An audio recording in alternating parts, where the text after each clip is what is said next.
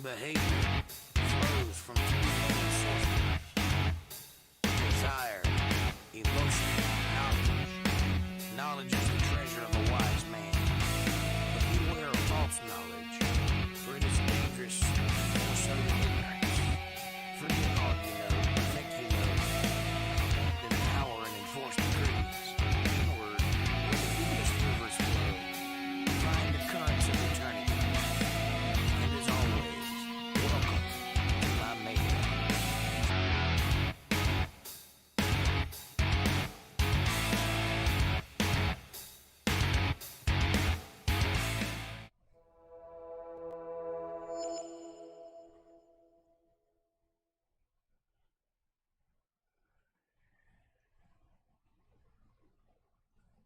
Hello.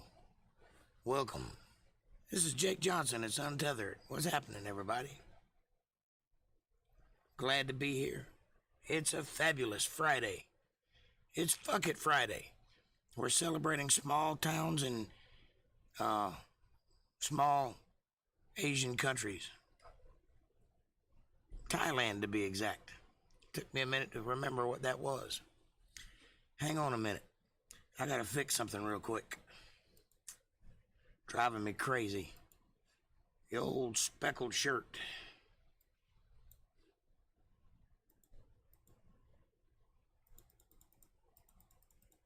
There.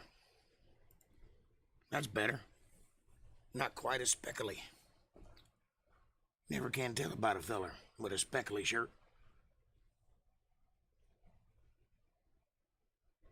For some reason, the lighting is different today than it was Wednesday. Though nothing has moved. Imagine that.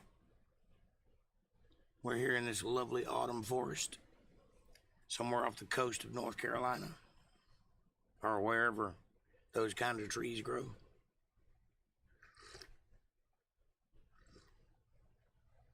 Got my nice hot cup of coffee, my Mountain Dew, my cigarettes, and my attitude. No voice. Won't be doing a lot of singing tonight.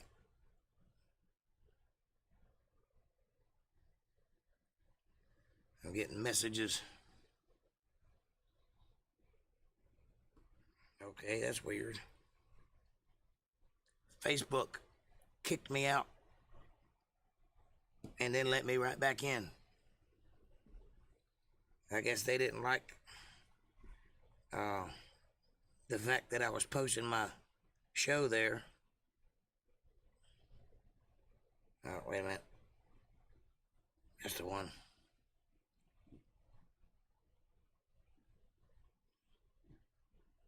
They thought my account had gotten hacked. It did not. So I just changed my password and they let me right back in. I guess they'll do anything to get somebody to stop posting conservative values, even though I'm not really posting conservative values. It's interesting, huh?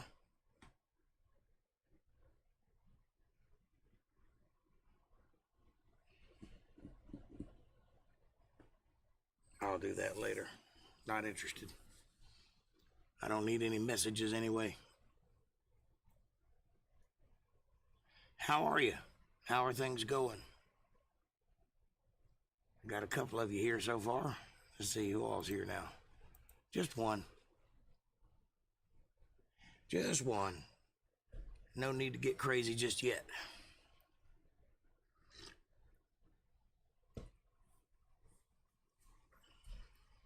What's your favorite background? You like this one or you want a new one? Want to try something different? How about a background? Or the moon? Spooky. What about a Yosemite waterfall?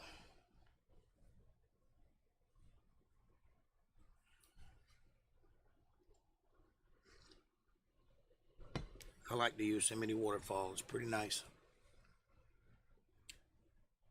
Although it doesn't seem to be falling much water, does it? Oh well. Can't have it all.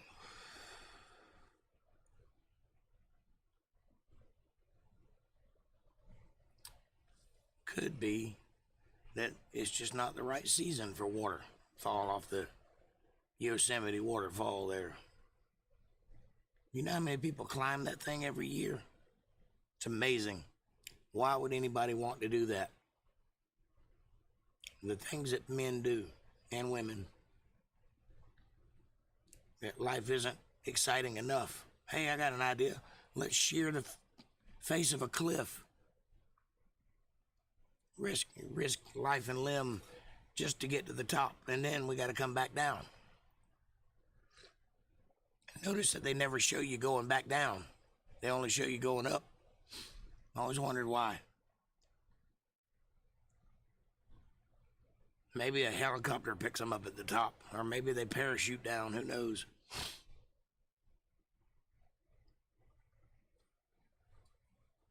Like them people that climb up Mount St. Helens, you know, risk death. The Sherpas all drag them up there. And they get to the top and they've summited and they're, yes, I've made it. Well, okay, it's time to go. They never show them going back down. Wonder how many of them make it back down. They're all up and up about who makes it to the top without dying. How many of them make it back to the bottom without dying? Just food for thought. You never know. My voice is in rare form tonight. Seems like it's not wanting to hang on at all.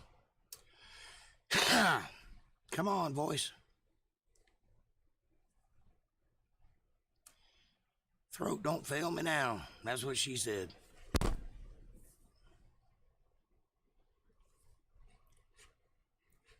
Anybody here yet? Am I just talking to myself?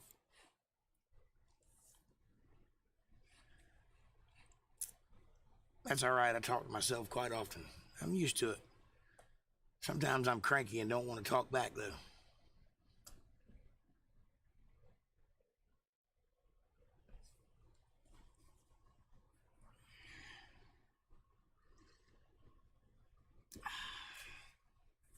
Anyway, there's a nice little rock that you could climb.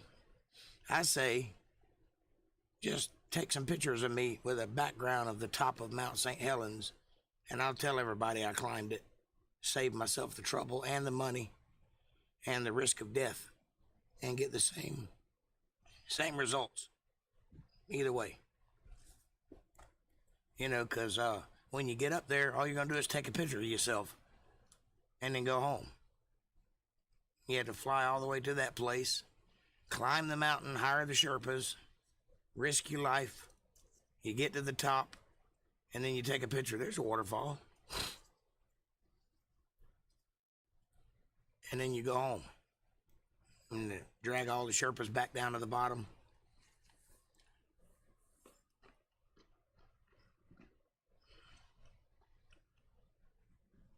Kind of makes you wonder why people do that. And it's just basically just to tell your friends that you did it. Look at me, I summited Mount St. Helens. Oh, whichever mountain it is. I don't even think that's the right mountain. But you know what I mean. Mount Everest. That's the one I'm thinking of. Mount St. Helens is the one that blew up in the 80s. Brain dead, I'm telling you. Hey, the Tums helped. More chalk. That's what my throat needs, more chalk. It's like my wheels are spinning but no traction, you know? Spinning in the mud. I got voice. It's down here, but it won't come up.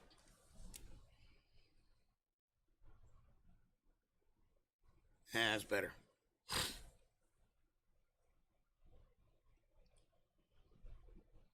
Bald tires and a muddy road. That's what my throat's doing right now. Bald tires on a muddy road. Wheels are spinning, but no traction's being made. Can't go nowhere. Making an awful racket. I reckon I'll get over it eventually. It's kind of worrisome to be an orator and not be able to speak.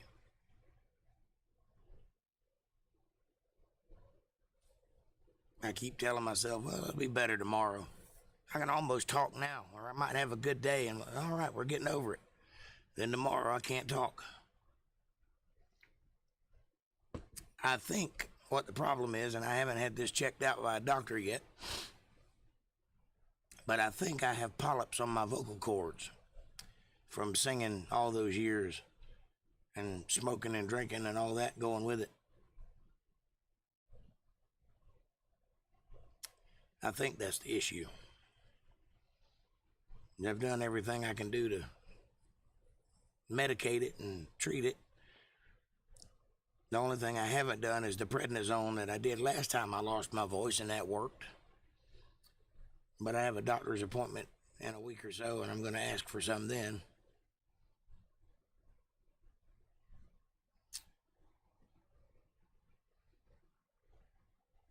We'll see if that helps.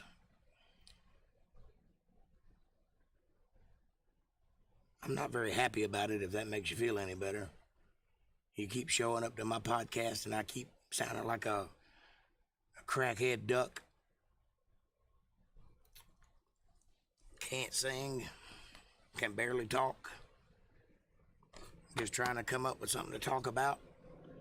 I don't want to get into anything heavy because that's what Sunday's all about. Monday, Wednesday, and Friday is just about laying back and relaxing and talking, hanging out. But it could serve us well to have a topic.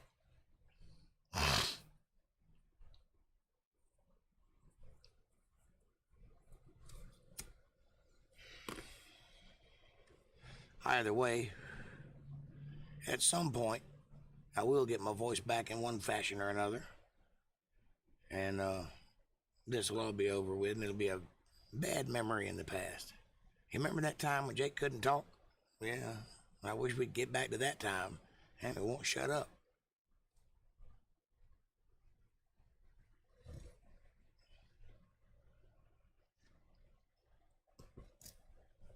Behind every closed door lies wondrous mysteries, unsolved. Till you open the door and then you know what's back there. And what's a great conversation? A great conversation is any conversation that involves more than one person about more than one thing. You can have a great conversation anywhere, anytime, with anyone, about anything. The word any comes up a lot when you're talking about conversations because there's no rules. As long as it's mutual and there's respect, you can go anywhere in a topic. You can talk about anything. You can change topics. Doesn't matter. Some of my favorite conversationalists are no longer with us, but they left me with the gift of conversation. So I enjoy a good conversation. I enjoy getting in the weeds, going deep. I enjoy running and gunning sometimes. I enjoy not knowing where I'm going to go or if I'm going to go, because that brings out creativity. And creativity is the most important part of being an entertainer, is doing something unique, something you don't see with everybody else. And that's hard to come by these days in a world full of seriousness and, everybody's sucking on their tongues and hating everything. Hard to come by good, unique, funny entertainment. And if I'm anything, I'm original. I'll give myself that. Ain't nobody quite like me. That's either a plus or a negative. I'll leave that into your hands to decide.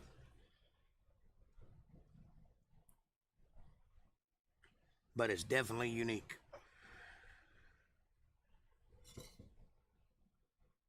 And what my hope is that I can drive a conversation at some point with someone about something. Doesn't matter what.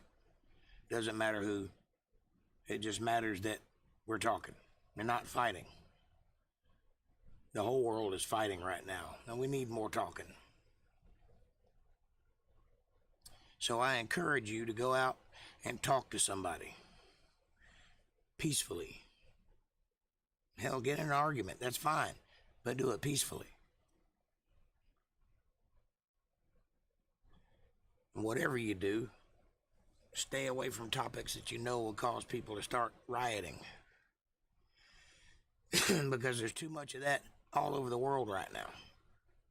And what we need is to calm down a little bit and recognize that the only reason we have the right to whine and complain about our status is because many people have died to give us that right. It seems to be forgotten these days. Seems to be out of everybody's consciousness that we didn't earn the freedoms that we enjoy. None of us did. Nobody that's here right now earned those freedoms. Our forefathers did. And we owe it to them to continue their work and to continue what they sacrificed for, which was the right to freedom of speech, the right to bear arms, and all the other commandments, amendments, commandments. Got Bible on the brain. You know what I'm saying. You have inalienable rights given to you, endowed to you by your Creator. That's what the Constitution says. Those rights are not man's to take away. They're yours. They're free. This country provided that. So regardless of what line you fall on or what team you play for, what political party you belong to, you have a right to speak your mind. You have a right to believe what you want. You have a right to raise your children the way you see fit, as long as you don't cross any major lines. You have a right to be autonomous. You have a right to a small government that doesn't tell you that you have to wear a mask when you know you don't need to, or do. That's your choice, your call, your life. You have a right to not be shamed. You have a right to stand on your own 2 feet and not be forced into ideologues. Not be forced into camps with ideologues. That's what you have a right for. And lots of great people died to give you that right, free of charge. But freedom ain't free. Sometimes you got to break a few eggs to make an omelet. There's numerous cliches that can be spouted to illustrate the point I'm trying to make. But the point stands nonetheless. If you don't have something to believe in, you'll fall for anything.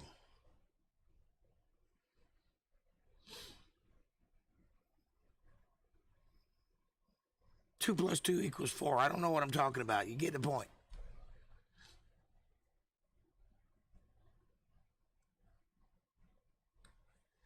Damn, I can't even talk about something without being backed into the cliche corner. That's a tough corner to get out of. Either way, I'm happy, you're happy. That's all that matters. And if you're not happy, don't worry, get happy. Shit, now I'm in song titles.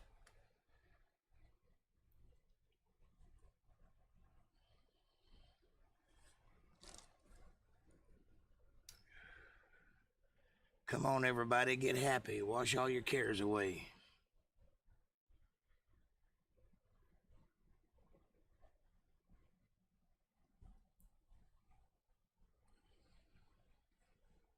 Put that in your pipe and smoke it.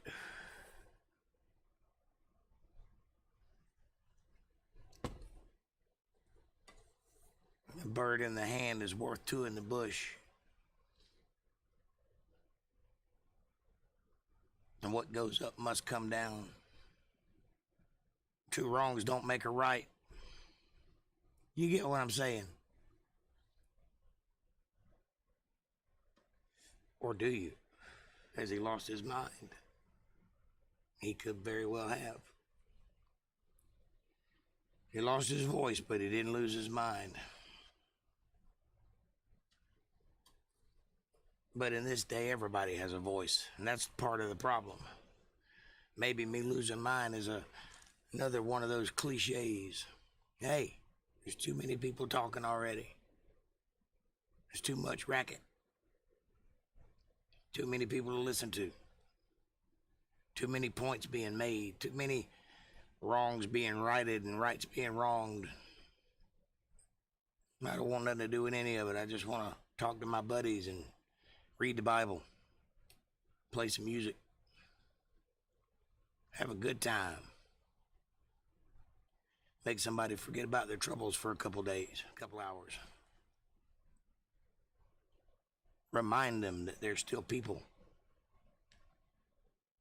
And they always have been. Nothing's changed. And all the trouble that surrounds you is all an illusion. It's all a myth. It doesn't exist. It'll be gone just as fast as it got here. So it's not worth dying on that hill. It itself is a cliche. And cliches are what I'm kind of talking about. It's funny, but it's true. All this stuff that's going on in the world is a cliche. It's been done 1,000 times before. It always turns out the same way. You never get a different result by doing the same thing over and over and over again. That's the definition of insanity. To expect a different result by doing the same thing again.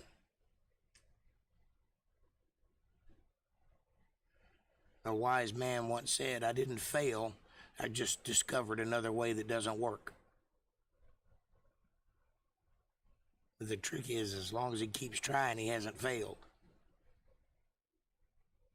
And that was Albert Einstein, whom found several things that didn't work, including what he got famous for. But he kept trying, and that's the important thing. And because of that, he was smarter than all of us. But he really wasn't. He was just a guy that stumbled onto an idea that seemed right at the time. And it was right for the most part until you add variables, and then it becomes wrong. As long as it's two-dimensional on a sheet of paper, it makes perfect sense. The minute you apply it to the real world, it falls apart. We're talking about the theory of relativity now. Special relativity and those things. It's mathematical equations that describe things such as gravity and light and how they function. The problem is those things change when you change the variables involved, when you change the medium in which they exist. He didn't account for that. And not accounting for that is a mistake, because that is all around us. We live in a world that's forever changing. It's forever becoming a different thing, a different state of being, always. And light passes through it and gravity reacts to it. See, gravity is not a force. They like to teach that it is, because it's the only thing they know to describe its function. But they're wrong. Gravity is not a force. It's a reaction. Simple. If you want to experience gravity on a small scale, tie a string to a key and spin it around your head like that. And feel the pressure on your fingers from the string pulling away from you. And feel the tension of the string as the key extends out as far as it can go, but still can't go any further because of the string and its attachment to the hand as it orbits the point of contact. And you will have experienced gravity on a small scale. You will have created some that was not there before. If you could level out that spinning and stabilize it to where it always moves at that speed, you could let go of the string and it would keep going. The reason it doesn't is because of the gravity that's affecting it. Because it is inside of a medium that is being affected by gravity. If you were outside of that medium, you could let go of the string and the key would just keep spinning around in the same plane, on the same field that it began. And the laws of conservation would take hold, and it would begin to move in the direction it's spinning, because that's how gravity works. It's a reaction to movement. It's a reaction to mass traveling through a medium. And that is the best way to describe what it is. That is the only way to describe what it is, because you can't pinpoint what it is exactly. It doesn't have a physical being. It's just a reaction, which is why they can't find any of it. There is no gravitron wave. I don't care how many scientists say they found it. No, they have not. They found an effect that gravity caused and called it a graviton wave. It's not really a wave. It didn't come from anything. Gravity's a reaction to mass moving through a medium. How do I know that and scientists don't? Because I listen, because I observe with my eyes, and I'm not trying to prove a political point, which is what most scientists are doing at the moment. They're trying to fall into an ideological standpoint. They're trying to belong to a club, and that's that capital S science, and it's always wrong. Always, because it's based on opinion, not fact. It's based on mass agreement, not fact. And it always, almost always, refers to denying the existence of God. Anytime you set out to deny the existence of God with your science, you will come to the wrong conclusion, because you're looking in the wrong place for your evidence. And you will always be wrong. You can't find the right answer in the wrong place. It's not possible. Thus and so, we come to light. On what is light? Light is a prism. It's a reaction of energy heating up. You can't hold light in your hand. You can't catch it in a bottle, but you can observe it daily and even nightly. It flows like a harpoon.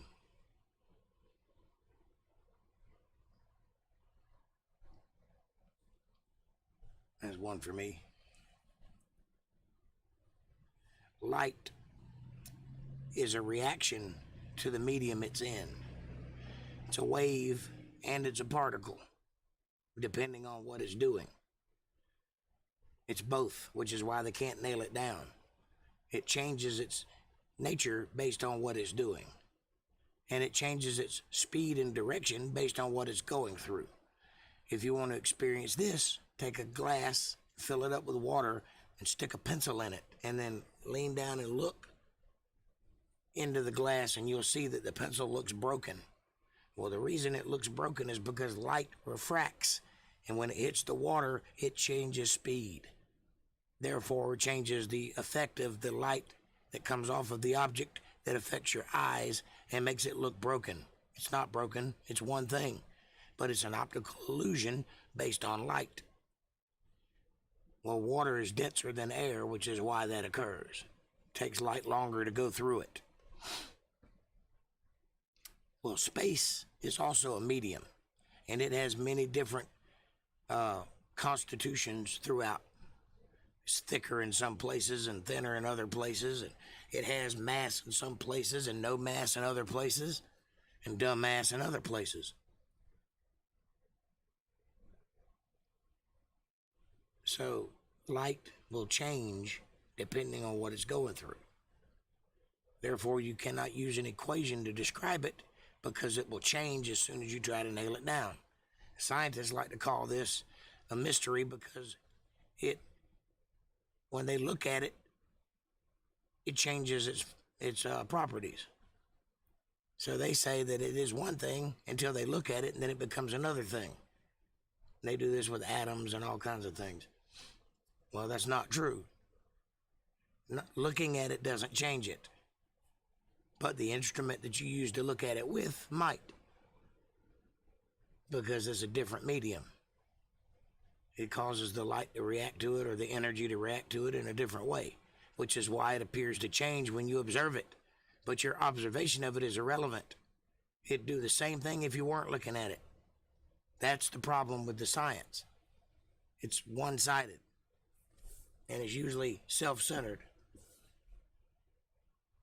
But if you look at it through logic, then you'll know that regardless of whether you're looking at it or not, If it goes through a specific medium, it'll change its patterns, its directions, its nature, yeah. So you've got light, and you've got energy, and you've got mass. And all of these things act different depending on what they're doing. Then you've got time. Time is its own concept. Now, they like to mix time and space together in science because they can't seem to see the difference between time and space. So they push it together, make time-space, or space-time. This is another mistake that Albert Einstein made, because space and time are two completely different things. But he saw them as the same thing. Therefore, he made it possible that you could alter time by changing its parameters, just like you could also alter space by changing its parameters, and you cannot. You can't time travel, kids. It's not going to happen. Time is relative to start with. Depending on where you're at, time moves at a certain speed. And that is relative to the thing you're at. So if you're on the surface of the earth, it might move in, 12-hour consecutive groups. But if you're up in space, it might slow down a little bit or speed up a little bit if you're going at light speed. You see what I'm saying?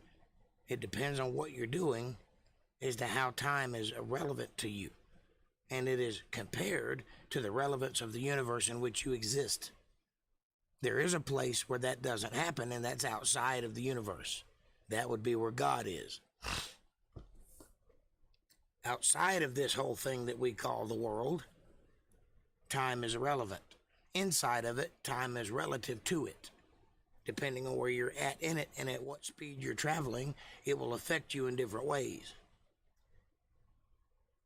You can see an example of this.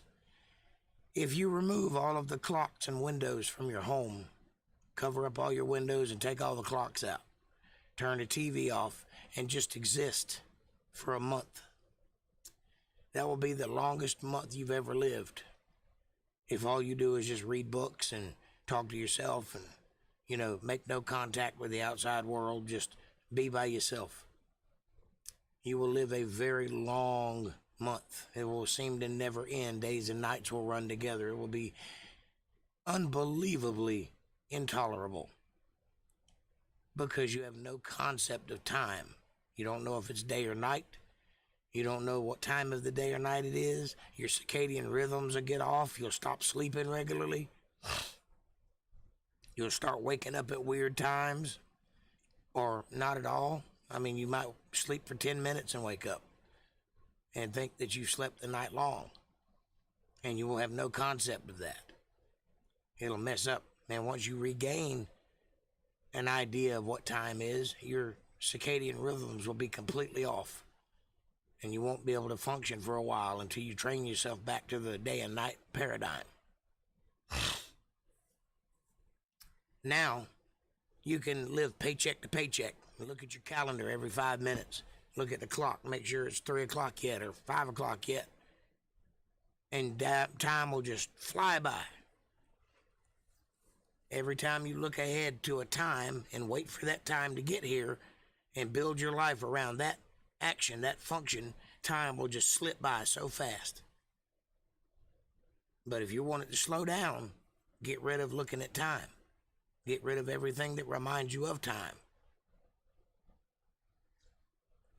You will experience an elation in time, a dilation in time. This I know because I've done it.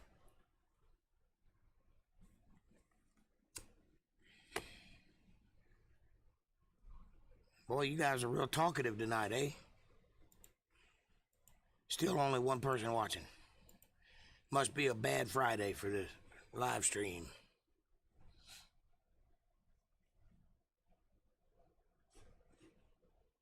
Oh well, nonetheless, we'll make it a short one if nobody shows up in the next 30 minutes or so.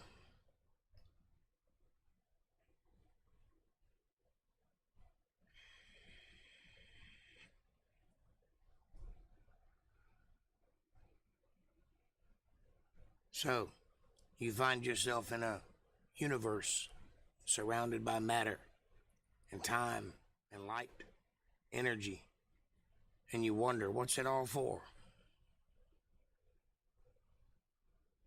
Well, what it's all for is for you and me and every other person who's in it. And we're here for that reason, to go through it. That's the whole reason the whole thing was built. For us to go through, to understand, to live through, and to come out the other side with a decision. Follow good or follow evil. And that is the only reason, my friends, that you're here. Follow good or follow evil. It's your choice. You are the captain of your ship. No one is controlling your life. You can sail it across the 7 seas, or you can drive it right into the rocks. It's your choice. And you'll be allowed to do either one. I behoove you to sail out across those 7 seas, though, because the adventures that await you are innumerable and immeasurable. Well, if you drive it right into the rocks, you'll have a short trip, that's for sure. You can get it over with rather quickly, but it won't benefit you, because with the reward comes the travel. You get the reward from doing the travel. And if you choose to sit it out, you can't be expected to benefit from it. So I would suggest that if you're one of those that are trying to sit it out, to get off your high horse and go outside. Experience the world you live in. That's the only way you're going to get to know it. And you can talk all the trash you want to talk. Unless you get out there and live it, you're not going to be a part of it. You're not going to benefit from it.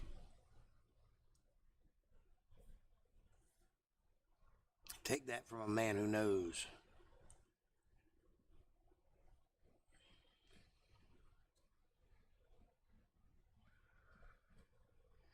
You got to make the sacrifice to enjoy the love. You got to take the step to enjoy the journey. You got to suffer the pain to feel the joy. Because without one, the other one doesn't exist. Doesn't have any value. That's why the blues are so important. Because they remind you of the struggle. If you're in a position where you have a good life, the blues remind you that that life costs something. That is a lesson that this world has lost in this generation and needs desperately to find. It desperately needs it. And I suspect it will. When they've caused enough trouble, they'll learn, they'll remember. But until then, you can expect to see all manner of badness occurring, because they've forgotten what it feels like to feel the blues. They never had to struggle. They were pampered. They grew up in a Nerf world with Nerf rules. And nothing could hurt them because we loved them. And we tried to protect them from the pain. So we worked extra hard to make sure they didn't have to suffer that same things that we did. And we pushed and pushed and pushed to teach them out the gate the things that we had to learn the hard way. And that was a mistake on every one of our parts. It's a great sentiment, but it was a mistake. Because that struggle is what teaches you to be good. That pain is what teaches you to be humble. It's the thing that turns you into a fine blade. You see, when iron is first found, it's dirt. It's a rock. And they have to break it out of the soil. And they pull it up in buckets. And they take it to a factory where they pummel it into dust. Pound it with heavy iron bars until it's nothing but dust. Then it's poured into a foundry where it's caught on fire and burnt it burns until all the impurities are burnt out of it. And then it's poured onto a sheet where it's laid out in a nice thin layer. And then it begins to cool off, so that it goes from a bright red to an amber to an orange to a nice gray, where it cools off. And then they heat it up again. And it goes through this process several times, heating it up and cooling it off, heating it up and cooling it off. It does that to harden the carbon inside of it. And every time it cools off, they'll heat it up again and then pound it and beat the impurities out of it and fold it and then beat it back into itself again. And then they cut out the shape and they heat it up some more, and then they beat it and burn it and beat it and burn it. And all the impurities will be pushed out until there's nothing but fine, hardened carbon, steel. Then they rake a rock across it and shave it till it's highly polished. And they buff it, and they beat on it and buffet it with this different varying intensities of pumice and coarseness, until it becomes a smooth, shiny object. And they take great care in polishing every inch. And then they begin to sharpen it.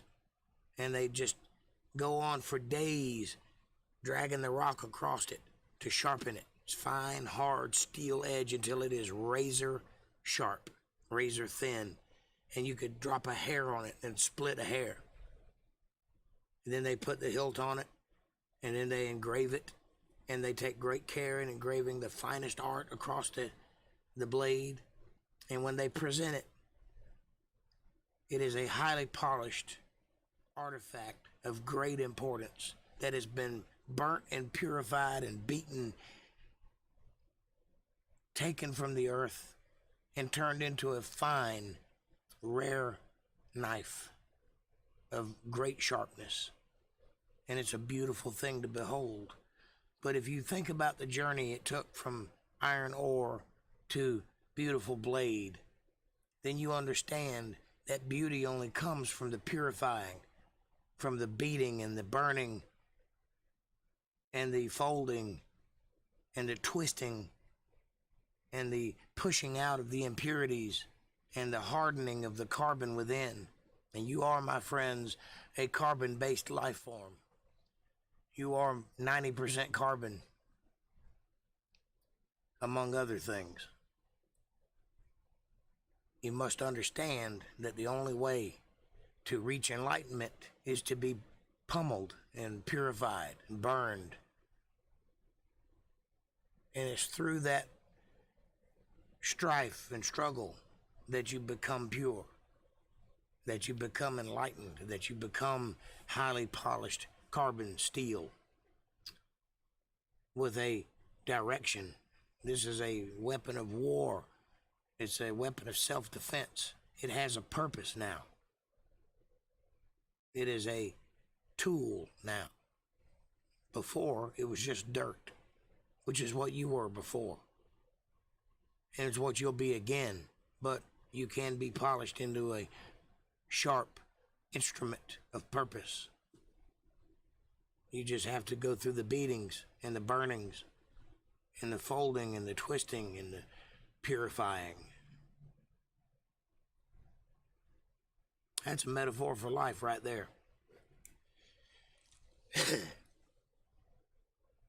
Now, since there's nobody here but me, I'm going to make it a short one. No sense in putting off the inevitable. I'll see you guys on Sunday. If you catch this video, I love you. Remember to like, subscribe, share, press the bell icon so you'll get notifications. Follow the links in the description below. And if you'd like to help me out, if you'd like to see my messages get spread out across the internet, paypal.me/Jake Johnson Band. Every little bit helps.